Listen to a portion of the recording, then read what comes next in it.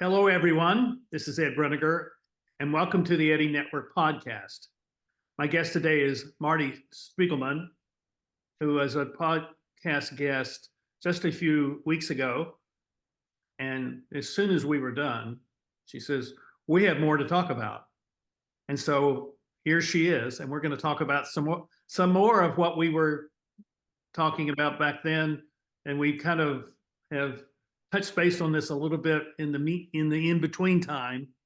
Yeah. So I welcome you back, Marti, and thank you for taking the initiative to say let's do this some more.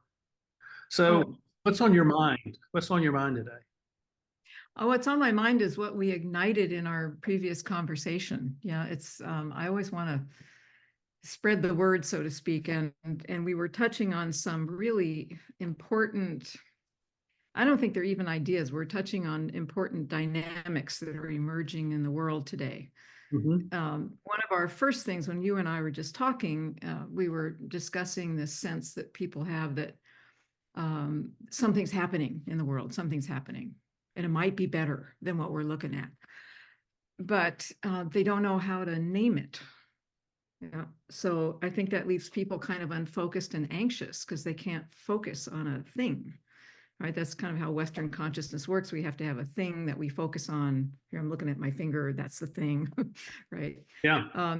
So we're in an age where there are things arriving, things emerging in our world that are really the results of consciousness on the move, but people don't know how to recognize it. And then you brought up the really interesting pair of principles, the center and the periphery. And this is really key to humans learning how to recognize what is arriving, what is beneficial, and then focusing on that to grow it. Very simply put, things arrive at the periphery, but we have to bring them front and center to focus on them and grow them and make some beneficial things happen. And it seems like, it sounds very simple, but I think that people don't know how to do that anymore. I think we're teaching ourselves to use our awareness in ways that just don't function anymore. And so here we are in a world that is on the move. It's changing. It's you and I talked about this. I think it's not about taking things back to where they were. It's not about plastering the cracks and polishing up the whatever. We have to learn how to make new stuff, right? And we've been sitting in a framework that we're so accustomed to for so long, we no longer know how it came into being. Right. Really, I mean, seriously. And so what do you mean? Make something new? I don't know how to do that. I better prop up this thing. This is big stuff. And this is what I think we should be talking about. Well, I think part of the problem is that we can't see some of the realities that impinge upon our lives. And when I created the Circle of Impact model, it was a reflection of what I saw as three patterns of behavior, a pattern of lack of clarity about ideas, but in particular values, a lack of respect and trust in relationships, then a lack of awareness of how structure affects us. And by structure, I mean structure of organizations, the structure of society, and I've had a lot of pushback against that because I think what a lot of people think is, well, structure is just this kind of superstructure that we just create things around, but I think it also defines how we understand things. And so if the structure is always going to be the way it is, it's always a corporate structure of hierarchies and silos and compartmentalization where everyone is essentially told what to do and given the parameters and the boundaries from which they can work and they are not allowed to cross over, then they never really learn how to, well, they don't ever learn that they actually have human agency. And that exactly. But that's what's emerging is the fact that we are agents. We have power, we have ability, and the future will be I think, built by our relationships, but also by people who can create new structures. And, Yes. which, in saying that, I don't know what that means. Oh, well, let me tell you what consciousness says about that. You have just spoken like a third of the organizing principles of consciousness, which is really astounding. So think about, I don't know, think about any group that you're in or a group that you've created. Here's how consciousness works. The very first thing that happens is something flows. So the first principle is fluidity. And so if I want to make a relationship with you, I have to flow my awareness, my voice, my intent to you, right? And somehow it has to connect. So first fluidity, then connectivity. And then we use that connection, that relationship. This is a principle of consciousness. And we use that connection back and forth and back and forth. And already between the two of us, there's a ripple effect of other connections, other flow from me to other people, you to other people, and back again. And we keep doing that. And these parallel or related connections, they have some resonance. They might be complementary, they might be similar. One or two of them may even carry something akin to dissonance. They're just different, Right. but somehow there's a commonality underneath. And if we do that often enough, fluidity, connectivity, and we're paying attention, what emerges is a framework. Yep. So any given framework has, I don't care what it has come into being that way. A flow of energy and information that connects another related one, and those connections build on one another. And what emerges is a framework that is designed to support the continual flow of the original connection. Yeah. So Yeah, I see that. I mean, take a bank. We have this idea of what a bank is. It's a framework. I'm thinking of more of an old style bank when we used to walk in the door. And that idea of bank came into being exactly that way. But now it's become a framework. And so bank is bank, no matter what we do.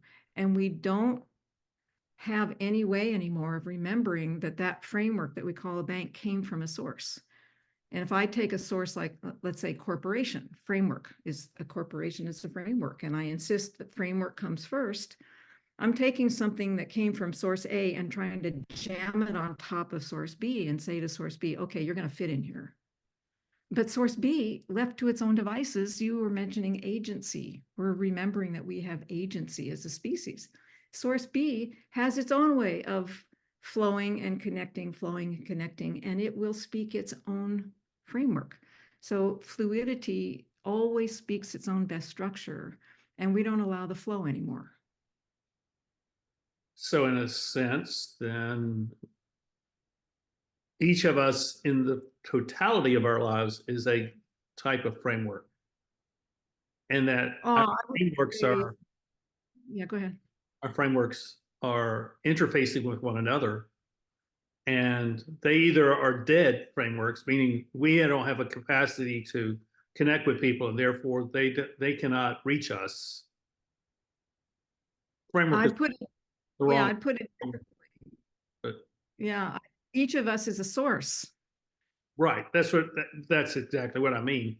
And but that Yeah. source, we're not. I guess the word I'm looking for, or the way I see this is, um, we're not isolated atomistic entities that have no that are kind of sitting in some sitting like a bunch of glasses in a cabinet waiting to be utilized.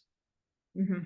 That's not who we are. But much of the way the world has been structured is Mhm. exactly that Yeah, yeah, exactly. And so we're sitting under the weight of frameworks that we no longer know the source of those frameworks, and we also don't know how they came into being. They've started to become assumed in Western culture and the Western way of being conscious. And it's egregious. And I think a lot of the conflict in the world is some effort to either keep an old structure in place forever, or an effort to blow it up and have the freedom to start again. You know, you have spent a lot of your life dealing with wise people from in what's the term? Not indigent, but Indigenous. huh? Indigenous. Indigenous cultures, and these are not um, cultures that are formed out of some kind of academic, abstract, analytical process. Um, and I'm wondering if people who lack academic sophistication actually may have a more intuitive sense of this framework than those of us who are sort of overeducated. Yeah, we're definitely overeducated. And I want to say this very clearly, and I hope everybody hears this. The elders who have initiated me and who still teach me and work with me are so intelligent, we should be in awe.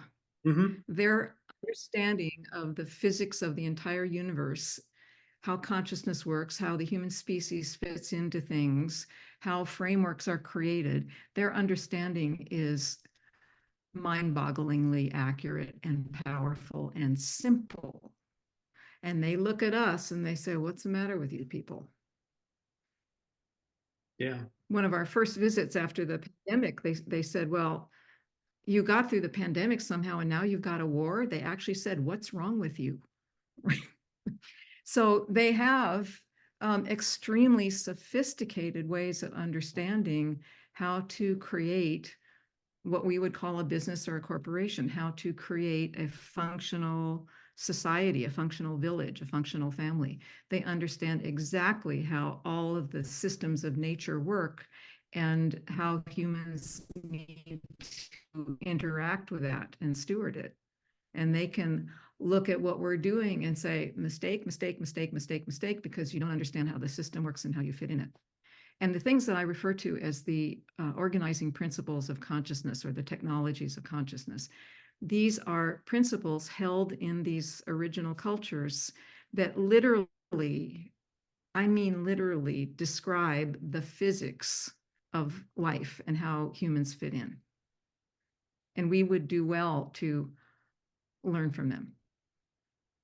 That little piece I started with about fluidity connectivity framework, that's a tripart principle of consciousness. I've I've just moved in the community from which I moved from. That's a correct construction of an English sentence. We're filled with people who I find are extraordinarily wise, but people, you know, would not see them that way. But if you talk to them, I mean, I'm thinking of one fellow in particular whose comments to me about institutions and organizations are as sharp and as prescient as any famous leadership writer that exists. And when I speak with him about these things, you know, the thing that comes what it comes down to with him is it's clear when the organization lacks integrity, Mm-hmm. and Yeah. the leaders are beginning to do things for their own benefit. Right.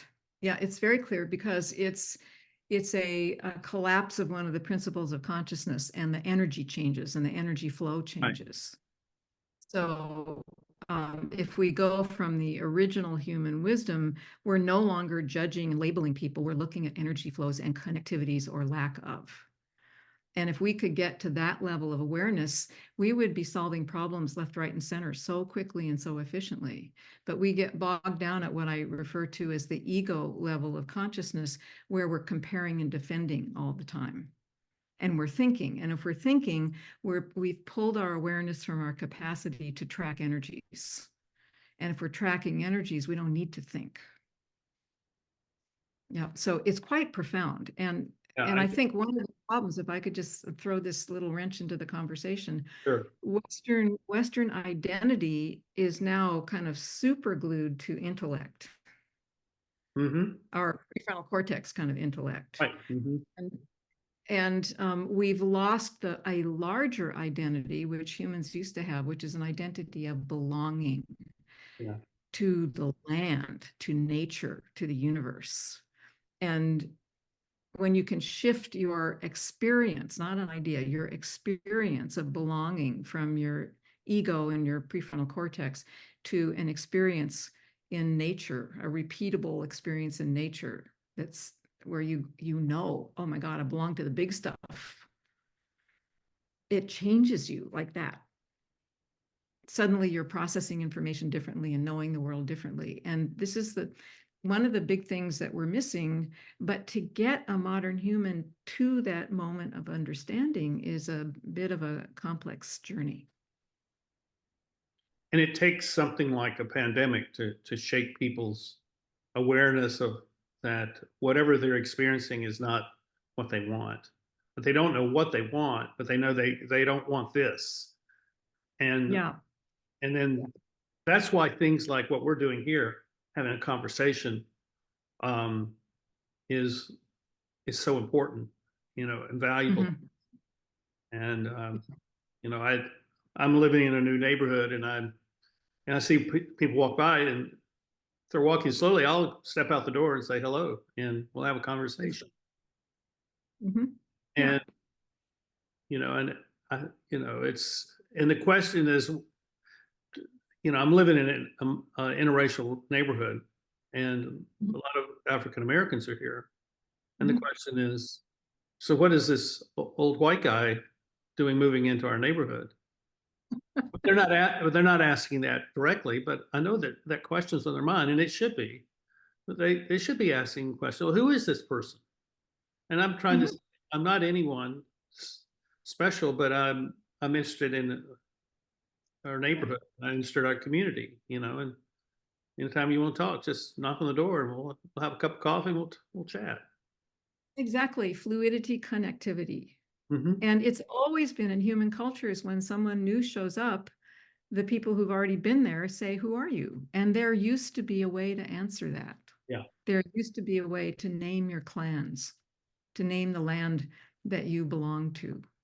There used to be in the Himalayas, this is very old Tibetan practice, if you were walking along the trail and you met somebody, you didn't ask their name. The question was, are you wild? Mm. Meaning, are you connected into the wildness of our environment I here? like that. Yeah, it was a beautiful thing.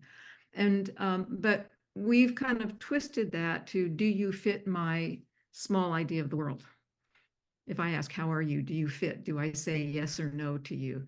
And that's really not what an introduction should be, right? That's right. If we're fully conscious, we're present and we're available to everything as it is without messing with it, just knowing the world, knowing other people as they are. If we could start there, that would be quite something.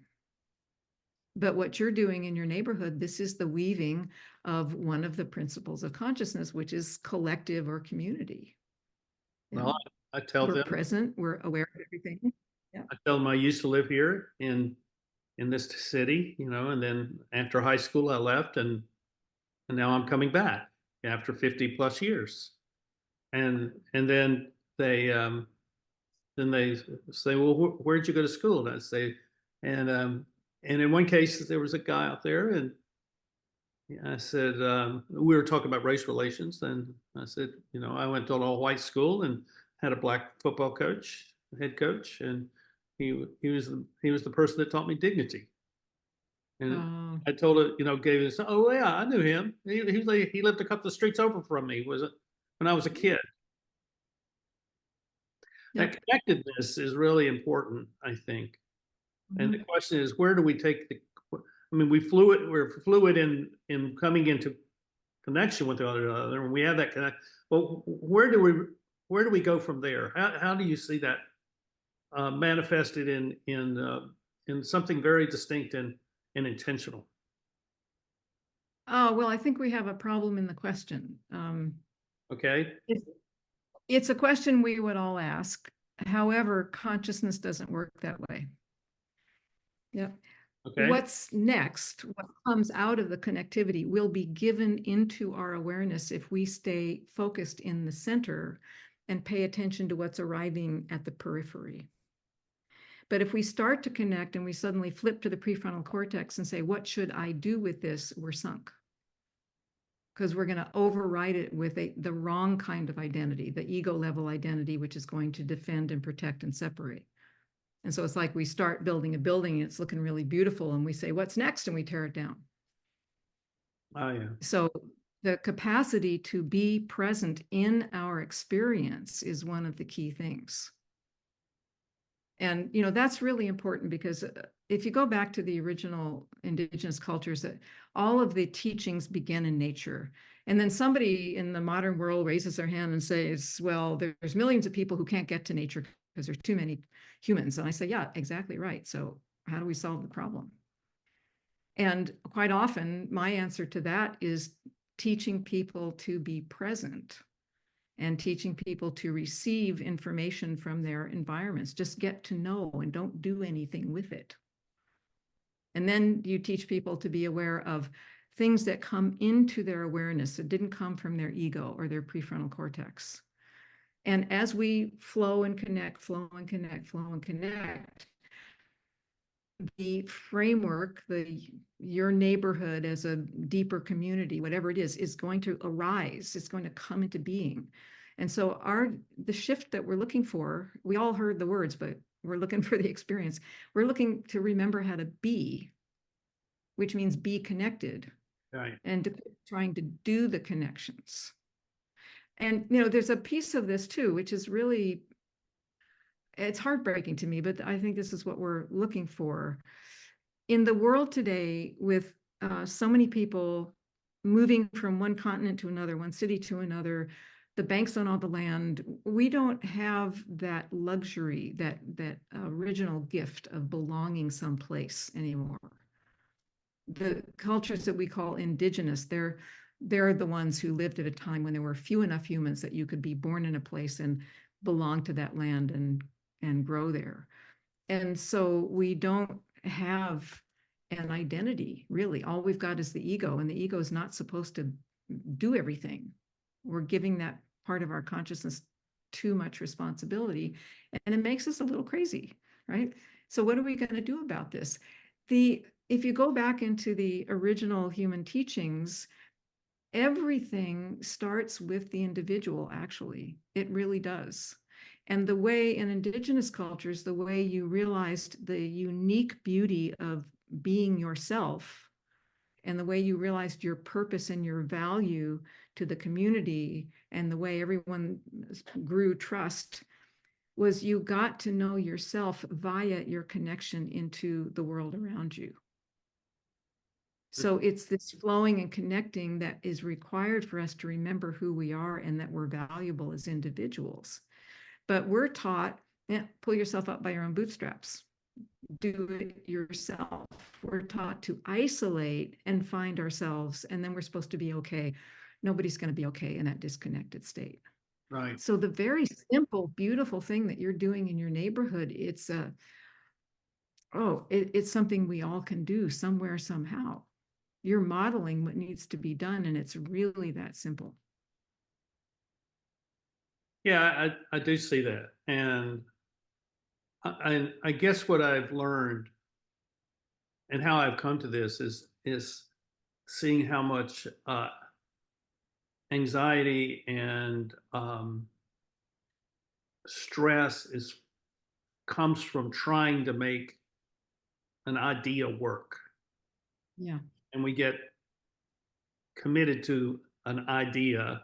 We feel, oh, this is my calling or something. And so we give ourselves to that, and we ignore everything around us because we become very focused on this one thing.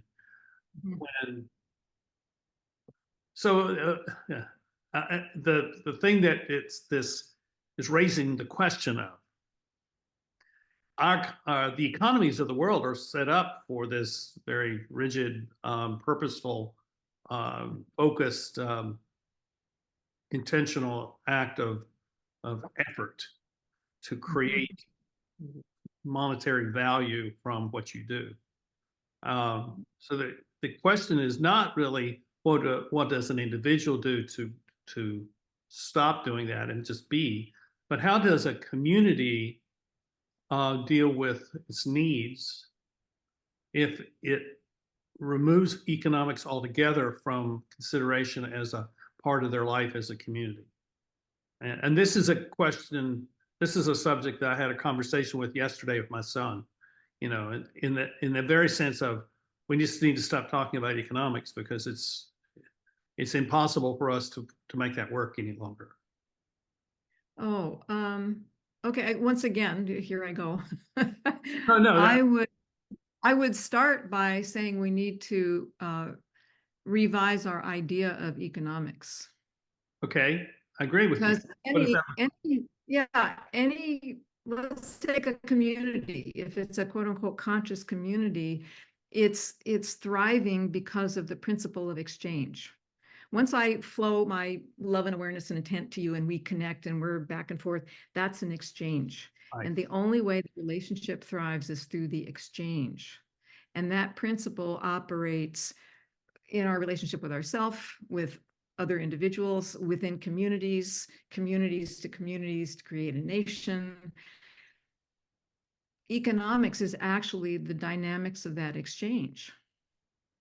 And we have a very, very, very, very limited idea of economics right now. And it really isn't working. All you have to do is look at currency exchange rates and the differentials between one kind of dollar and another. It's insane. Right. This doesn't make any sense anymore. Yeah. So we have to change that idea of economics, what value actually is. And a lot of things are quite valuable that support life and support the creation and delivery of food to your doorstep, all kinds of things.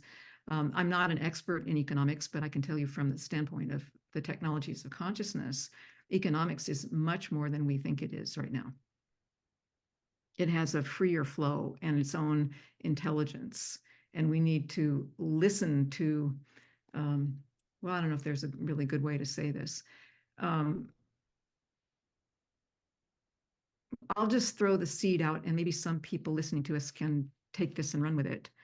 I got this download like years ago when I was trying to teach shamanic students about business and money and stuff, fool that I am.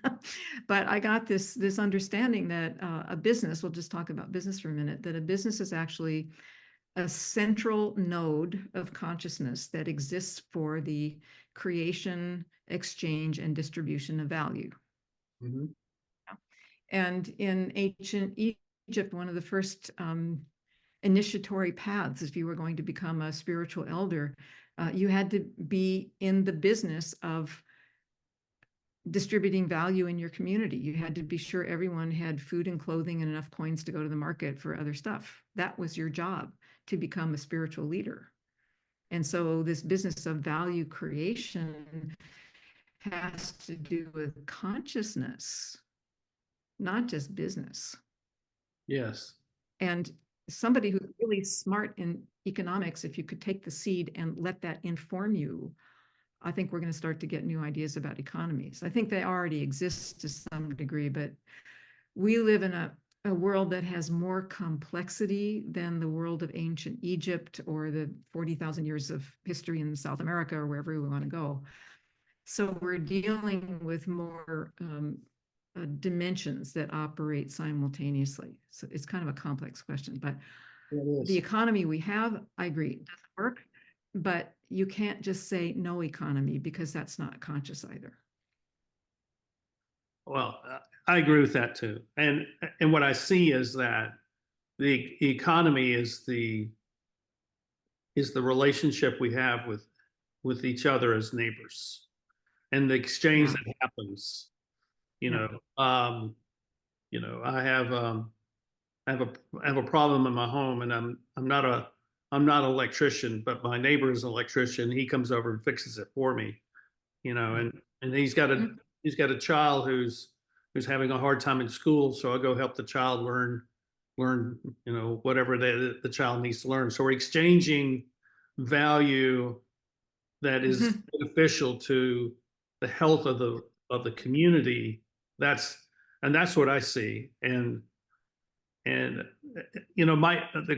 question that I have had for a very long time, I mean, since the 1970s, is what happens in a consumer culture when people stop buying things for whatever reason. Either they're no longer wanting to buy things, or they don't have the money to buy things. And the whole premise of the modern society is built around buying things, and that's the engine of industry, so that you hire people to create the things to be bought, but then you give them enough money so they can buy the things that they've created, and as a result, it's the values are all skewed, and Yeah. it's difficult to sustain that. And I think that's where we are now. So this sense of my responsibility to my neighbors, uh, or responsibility to my world, becomes, I think, a much more significant thing, because it requires us to kind of lay aside that ego and be able to say, what is it that I have to offer that really can make a difference in this neighborhood or in this world? And I think Yeah. that's kind of how I've come to all this. Yeah, I think that's beautifully said. And I think it's more than a requirement that we put ego aside. The way I would say it is, if I'm in your shoes, I'm using my awareness at a different level of consciousness. Instead of thinking about me, I'm, if you will, visioning into value and those relationships. That flow and connectivity has importance to me, and I need to give into that. So what can I give into that that's value to the relationship? Yeah. Right. And that pulls us away from ego, which changes us. It's like night and day. But I think one thing that we never figured out, and I've talked a lot about this over the years, and I've never heard anybody pick it up. I wish somebody would, is we've never figured out an exchange medium at scale within the human species. In a community, we can pretty much do away with dollars to some degree, because we can give and receive our talents and so on. But there are so many humans that need supporting, and so many different sizes of human cities and towns and whatever. Money became the exchange medium at a greater scale. Right. And we just kind of left it at that. And our identities have been shifted from the land that we used to really relate to a more hierarchical understanding of, how much money do I have? Do I have enough money? And it's very interesting, you might track this in your neighborhood, when a neighborhood starts to really operate in a more conscious way, and people are giving and receiving with no money involved. The whole consciousness of the neighborhood changes. The way people are in their hearts changes. The way they are toward themselves and one another starts to shift. And that's consciousness unfurling. Right. Because somebody has picked free of an old idea. So people in economics, people who understand finance and currencies and so on, there needs to be more fluidity and negotiability in our idea of that exchange medium, what's quote unquote money, at scale. We're just stuck with this dollar thing, and it's not sufficient. It's not a big enough dynamic Well, to support us. see, that's what I think I see happening when I wrote about center and the periphery. Center, when Edward Shills wrote about that in the early 60s, he was seeing how the elite were the center of society, and they were the representatives and the trustees of the values of society. And then they abandoned that role in society. And as a result, the center no longer held the periphery, and the periphery began to fragment out into their own little centers. And so, which is a form of emergent networking that's taking place. because what ends up happening is, well, my center over here of my little center sees that we can work together with this other center over here, and that's the way these. And one of the responses to the pandemic was the emptying of the cities of workers. They all were sent home, and they don't want to come back to these office hours. Yeah. So now we have empty office space. Now, what can be done with that? Well, they can be retrofitted to be homes. I mean, apartments. That can't happen, but it's there's this dynamic going on where the center does not hold, the structure of the center is not holding, and something else will replace it. And I see it as this prototypical networking, but it's networking at a scale that is not normally done. Yeah. Well, I think what happened is there's a couple of different ways to say this. I'm thinking of the stories of the Inca Empire, and they tried to hold on to the perfect height of their culture, and it collapsed underneath them. Right. And your beautiful phrase, the center doesn't hold. It's sort of our version of the collapse of our Inca Empire. Things are going to cycle. Things will begin and grow and get richer and create a tremendous amount of knowledge and energy and all kinds of wonderful things. And you have to let the first iteration be completed so the next iteration can occur. And we never figured out how to, if we had something like a business, how to literally evolve it in a conscious way. And if it's literally evolving in a conscious way, it means that the framework that was the business, the rigid idea of this is the hierarchy, that has to evolve. It has to. And if it doesn't, it's going to basically blow apart, and all the little parts are going to go off and try again. It's like a seed being blown away from a dying plant, and those little seeds are going to fly someplace and land. Hey, this is really good. And they're just going to grow again. And I don't think it's the idea that the center has to quote unquote hold. The center is the place where it's one of the places where the larger environment informs any given framework. Right. Well, it's there's a flow into the center. There's also a flow into the periphery. Yeah. And so actually the periphery, the horizon of any company is as important as the center, and the two have to be in conversation. But that conversation has to include everything between the center and the periphery. And our idea of organizations has become so linear that we're forgetting most of the parts. So of course they don't hold. Well, I see this as a kind of twin forces that are there's centrifugal and centrifugal forces at play here. There's forces out from the center and forces in towards the center. And I've taken some of this from Joseph Tainter, who's an anthropologist at Utah State, and he has studied the collapse of societies, of civilizations, and his is kind of his one sentence summation is that a collapse is a radical simplification of an overly complex system, and what his study has shown is that what happens in civilizations is that they become very good at solving problems. And all those problems have solutions which require sustainability. And sustainability is a problem. And at some point it becomes overbearing. And he says there is no civilization in all of human history that has voluntarily decided to simplify its civilization to avoid collapse. And so there's sort of an inevitability of what happens. But that's the cycle. That's the cycle.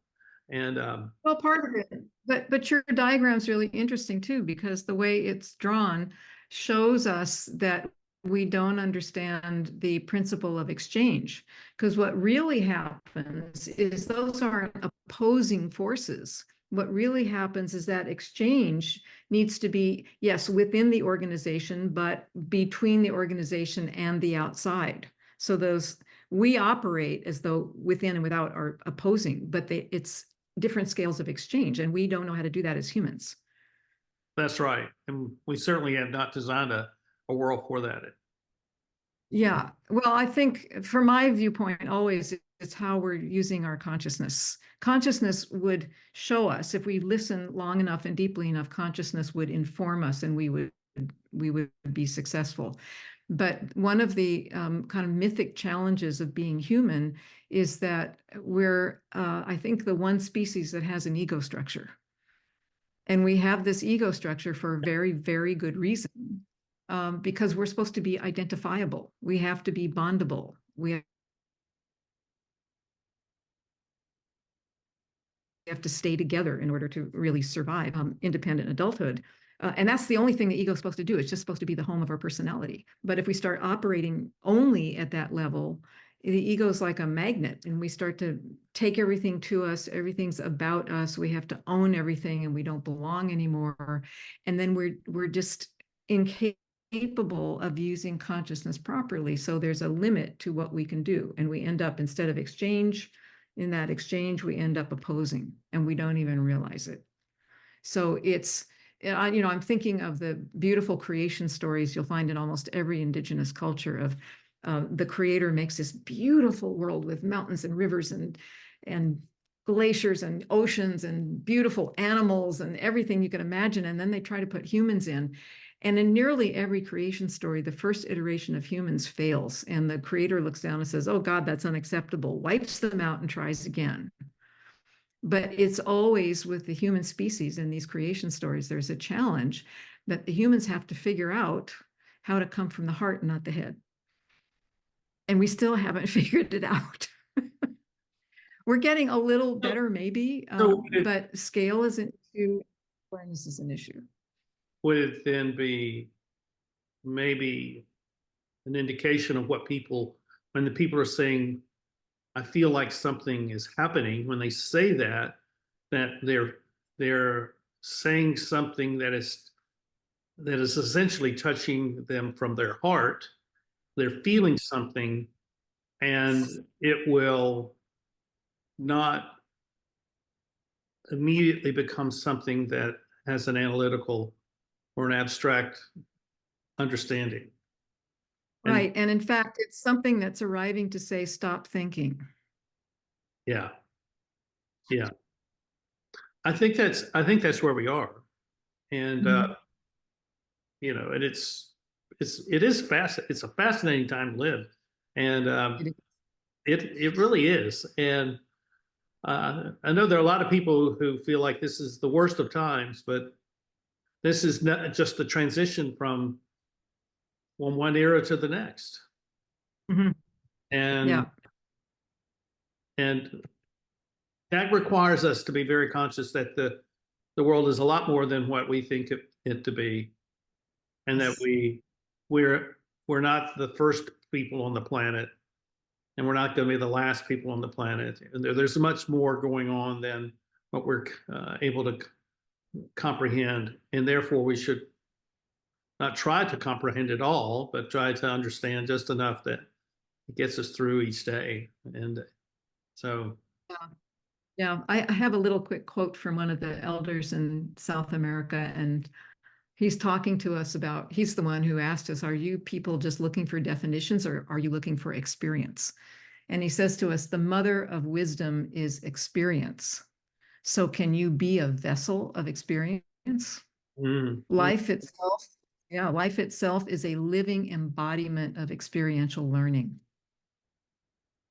Yeah, and he goes on to say a couple more sentences.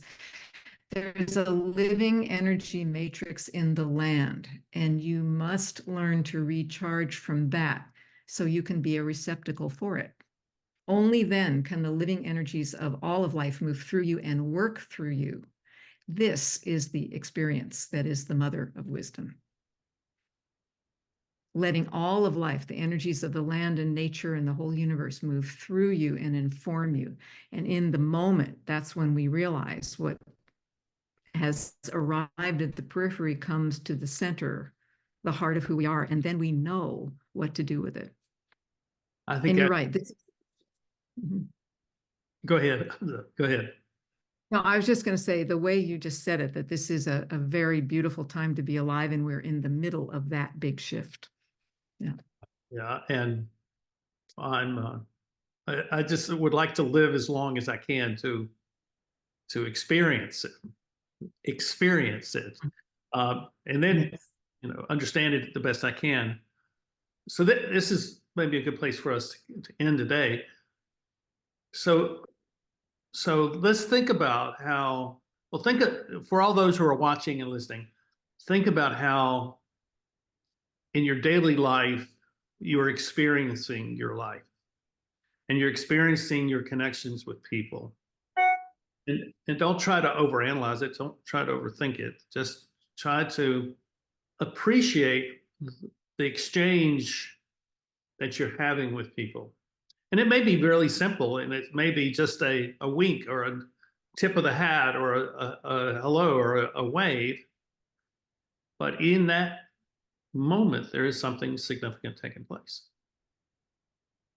Mhm. Yeah. And if Beautifully you said. want more, I mean, if you want more, then walk out your front door, go across the street, say to your neighbor, come over and have a cup of coffee with me or tea or something. Invite people over and just have coffee and maybe make a cake or a coffee cake or something and just have some conversation. So I'm doing that. I'm going to do that here. I have my first event coming up in a couple of weeks. And Great. I'm excited for you. me That's too. great. Yeah. Yeah. So Marty, thank you. Yeah. It's what happens Yeah, that's what happens. in our neighborhood. We've gotten that practice of reaching out and connecting, and it's changed everything. It's quite beautiful. Um, that's Yeah. great. Well, thank you for doing that, and thank you for being here. And um, I'm sure this will lead to more conversations because what we're going through Yes. cannot be quantified. It may be able to be qualified in terms of quality of the experience. You're going to be, the reality is you're going to be asked to change in ways that you're unprepared for, but in another sense, you already are prepared for because you've already been through things in your life that have required you to change. The question is whether you are prepared to change with other people together, how you come together and experience this shift in the world together. And if you're prepared to go build those relationships, then I think the kinds of things that Marty's been talking about, I think will begin to manifest them in your neighborhoods and your families. And a lot of these issues that seem to be so daunting and so devastating to people it will change. I'm confident in that. Yeah. So thank you, Marty, for who you are and what you do and the effect that you're My having on. pleasure. Yeah. Thank you, Ed. It's always a pleasure to be with you. Thank you. And we'll see you all next time. And I hope that you find that your life is a step closer towards peace and opportunity for making a difference just by having a time with us today. And I thank you for watching, and we'll see you next time here on the Eddie Network podcast. Bye-bye.